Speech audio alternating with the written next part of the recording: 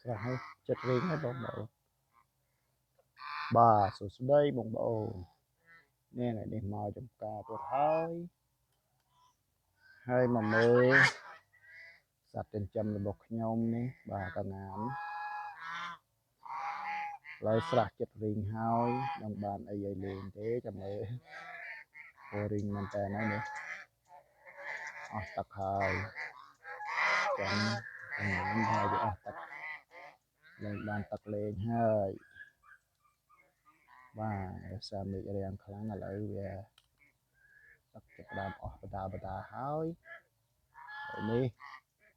ប្រហែលក្បាលនេះហើយទឹកនេះហើយទឹករះអស់ហើយនោះបាទចង់ថាជាត្រីពេញស្រះហ្នឹងហើយនោះបាទត្រីច្រើនហើយរណាចុះពេញហ្នឹងហើយបាទអស់ហើយបាទនេះហើយប្រាំងហើយអញ្ចឹង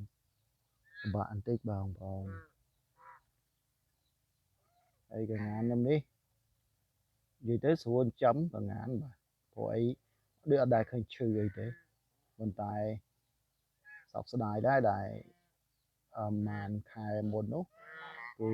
សត្វពស់ថ្លាន់បានប្រហារជីវិតរបស់កងានខ្ញុំហ្នឹងអស់ពីក្បាលបាទគួរសោកស្ដាយផងដែរហើយនៅនេះរសារវានៅក្នុងចកាអញ្ចឹងសម្បូរពស់ថ្លាន់ណាបងហើយនេះនៅសមមកនេះពងបានប្រមាណទៀតហើយឃើញតែបងប្អូនយើងដែលគាត់ចែកទិញពងបាទដោយសារពិសេសបងប្អូនយើងដែលគាត់មានគភ៌យើងគាត់ចែកទិញពងយកទៅស្ងោរដោយគេមានជំនឿថាពេលដែលស្ត្រីមានផ្ទៃពោះពេលគាត់ញ៉ាំពងកងានទៅធ្វើឲ្យទារកឲ្យកូនគាត់កើតមកឆ្លាតបាទចឹងហើយក៏គេចែកទិញហើយក៏លក់ទៅបាទ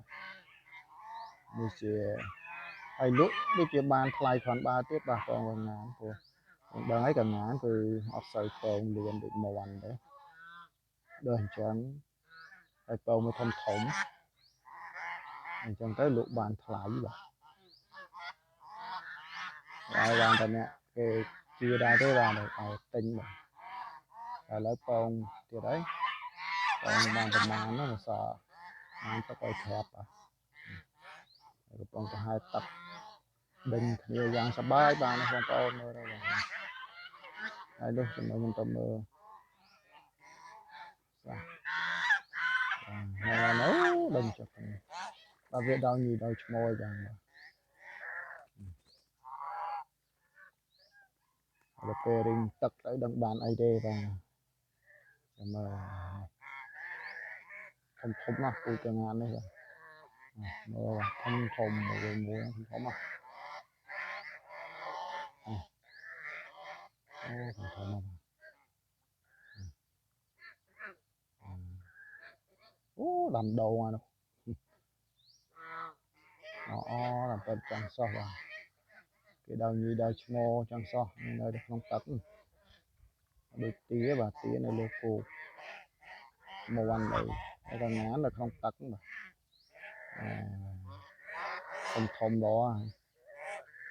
ហើយចិត្តហូបទៅហើយមកទៅបាទអរគុណបងប្អូនដែលបានតាមដានវីដេអូខ្ញុំតាំងពីដើមរហូតដល់ចប់បាទសូមអរគុណ